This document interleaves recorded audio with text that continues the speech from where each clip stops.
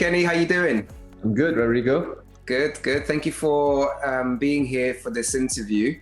And firstly, congratulations. Well done on passing the evaluation. I know it's not an easy feat, but well done. How does it feel? Accomplished, feels good. It was a long 6 weeks. It wasn't my first evaluation, I gotta tell you. I went for a PM20 and I failed it.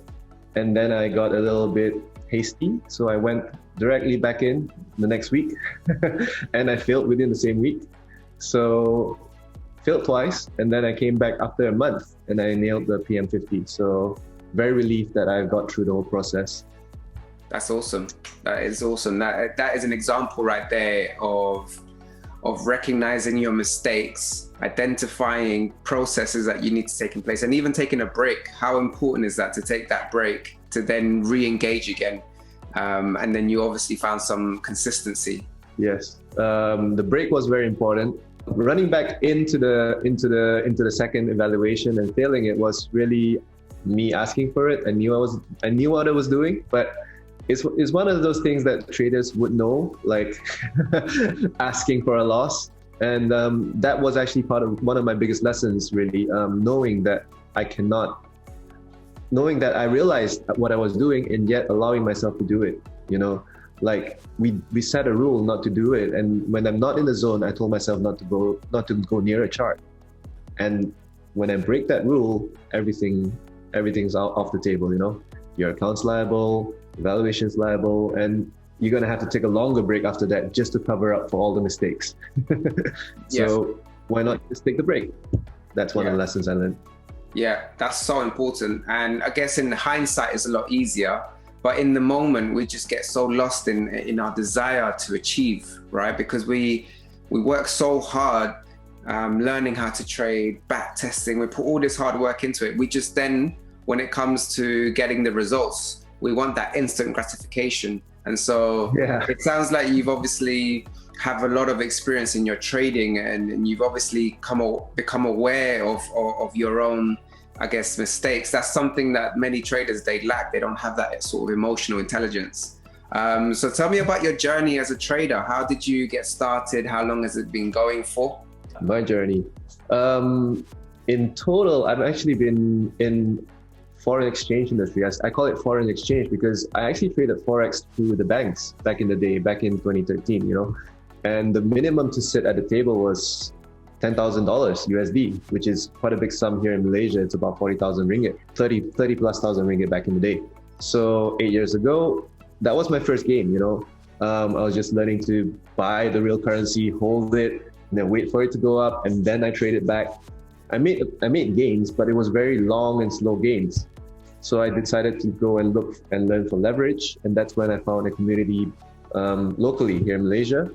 And I've been learning and trading with a mentor for the last 8 years, mainly in gold. I'm actually a gold trader. So big swings, big pips, big drawdowns, blown accounts, the whole lot. You know, the whole journey for the last 8 years has been a very interesting journey. And coming to CTI, we weren't allowed to trade gold. So the game has changed, and I needed to shift my strategy and look into some currencies and come back to currency, basically. So I started with currencies, I went away into gold, and then I came back to currencies. Wow, what a journey. It sounds like, well, the good thing is now that you've passed, you can actually start trading gold. So now you have the benefit of both FX and gold. So are you looking to go back into trading gold now that you're a portfolio manager? I'm still gonna hold on to the same strategy that I'm using for the qualification. My gold strategy is a different strategy. It's still beyond the risk that the CTI program is allowing. Maybe when I have built up some profits, I can go into gold, but I would rather keep gold for another strategy, a personal strategy. So maybe at some later date, when I'm going to higher portfolio manager levels, maybe I'll bring out the gold.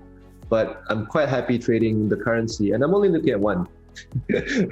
I don't trade more than one pair. That's also part of my strategy. I just look at one pair and I trade it. That's amazing, and it's really good that you've obviously proven not only to us but yourself that when you focus in on one thing, even if it's one pair, you've obviously now, you recognize that if you start moving away into something else, it's a completely different strategy. You may not get the same results. One thing trading the CTI rules that I have found is that you have to adapt your strategy to the rules. So there are some changes needed.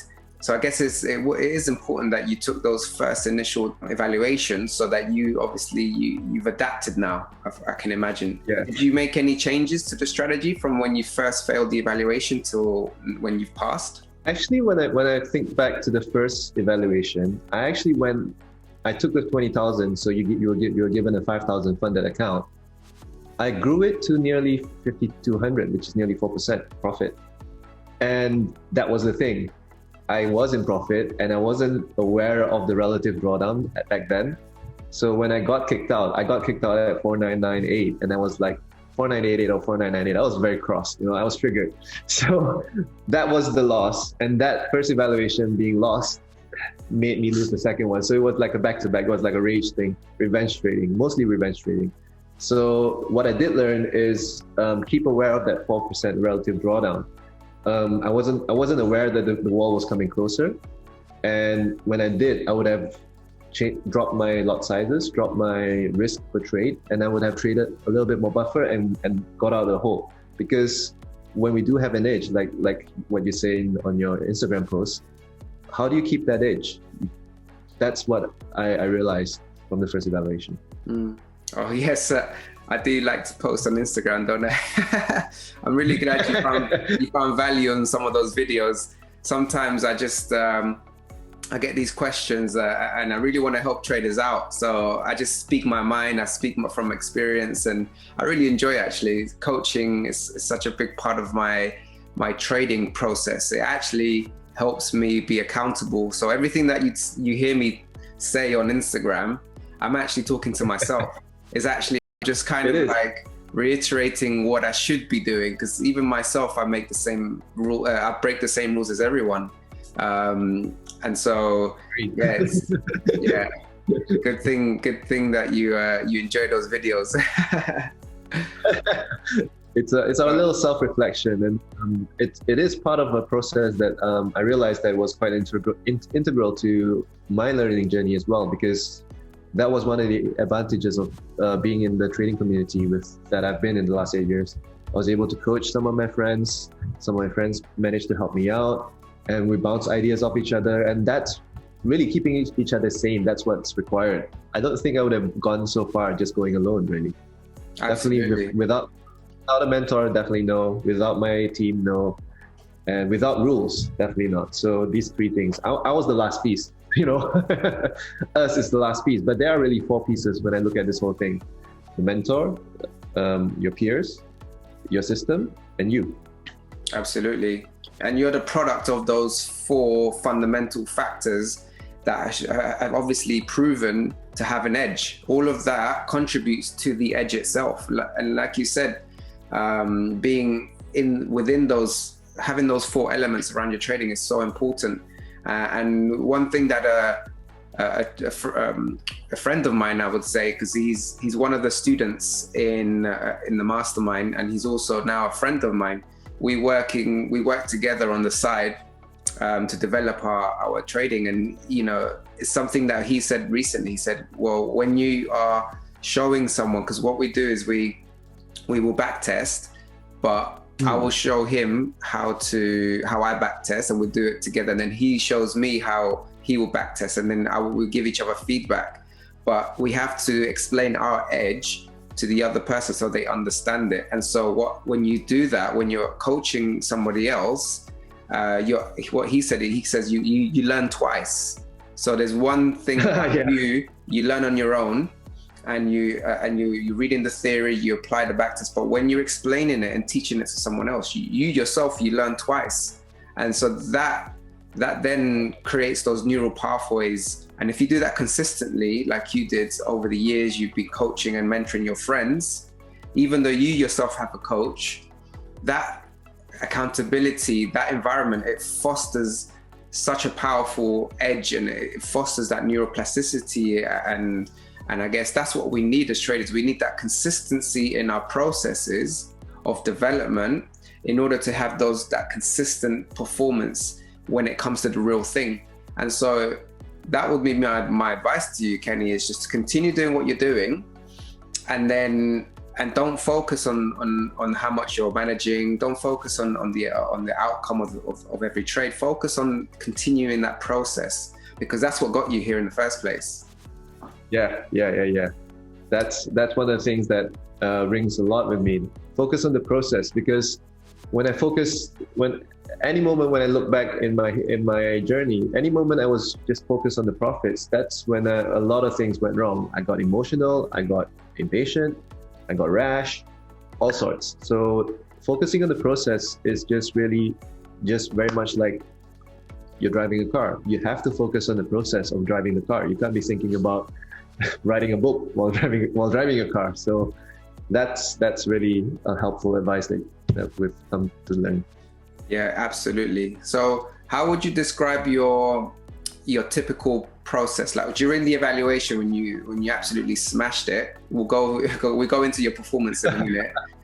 What would your typical day look like when you were trading this evaluation, and like what would be like the typical good day, and how would that look like? A typical good day, we'll wake up early here in Malaysia, around 6 or 7 a.m.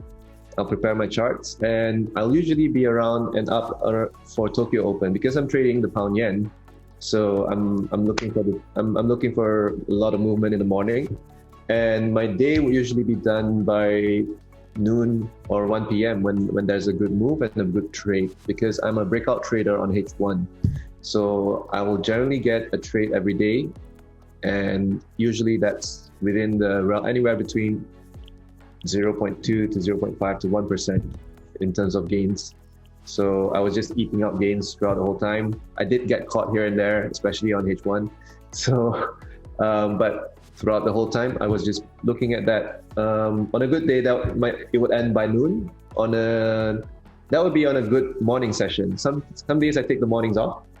So a good evening day would be a good dinner session, which is a New York session for us here in Malaysia. Yeah, that's a lot of volatility, especially on the pound yen at that time. So yeah, it's my process is generally focusing on risk first before looking at the chart.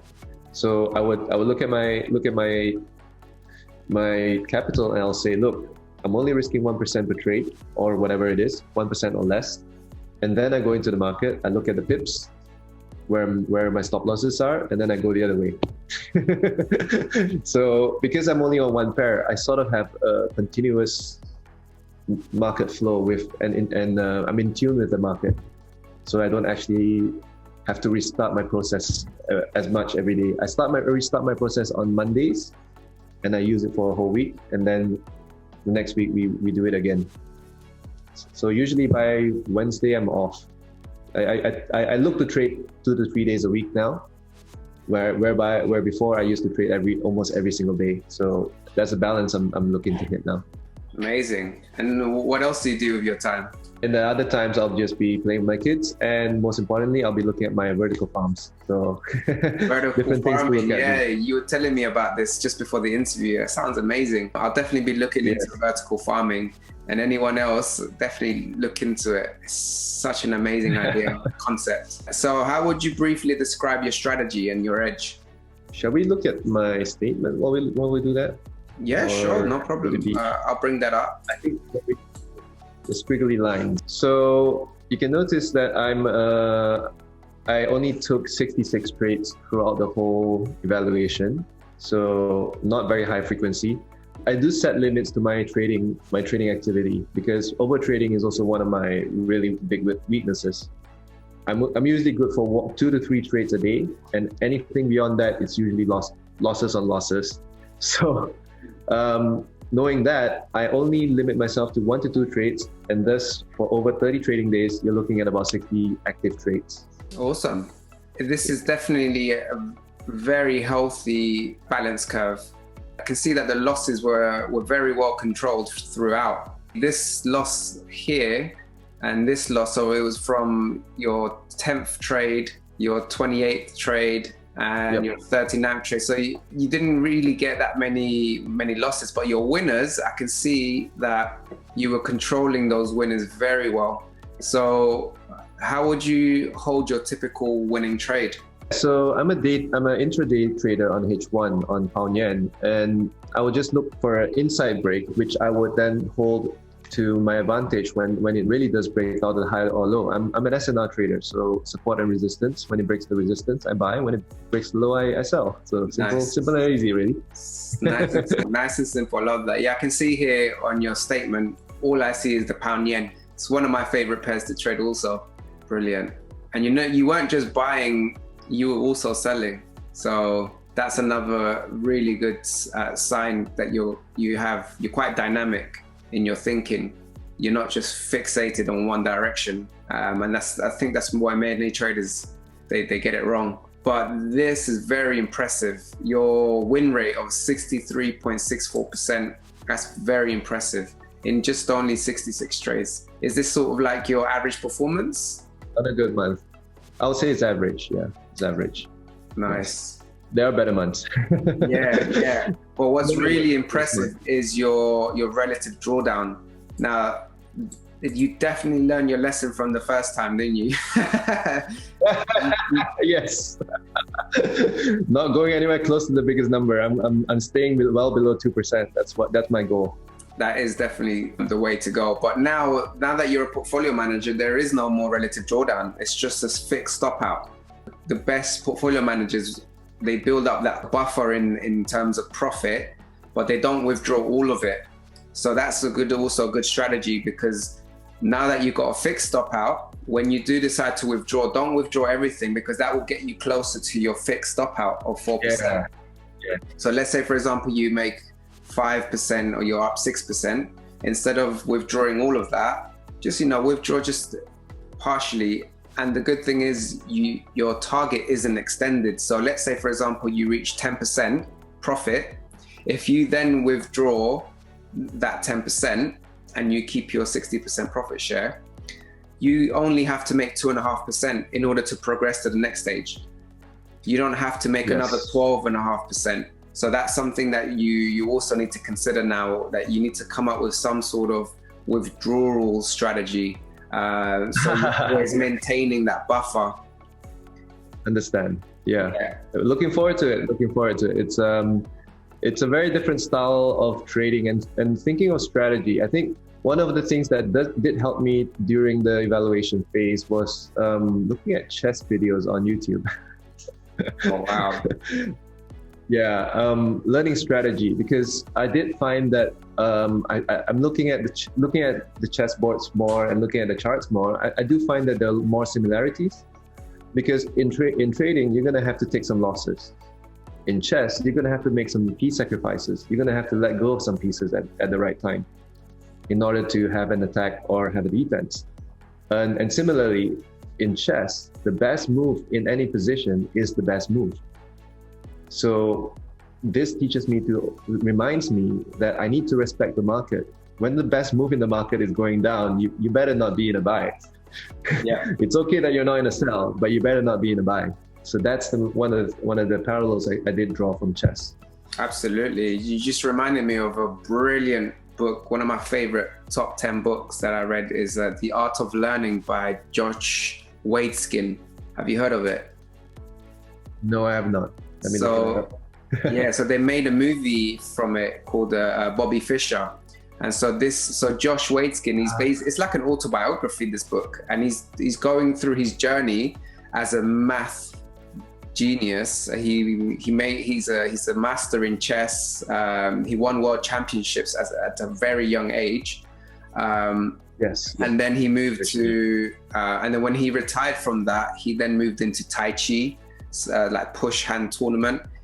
And then he became a world champion in that. But he used the principles from chess. And so when he describes the principles of chess, it's so amazing, like how he learns and adapts. And he's not only against the opponent, but he's against himself. And like you said, you have to know these strategies and know your opponent, but most importantly, know yourself so well that you know when you're compromised. and then you can create processes in order to then eliminate self-sabotage. And so that's what it comes down to in the end. It's like we just have to get out of our own way.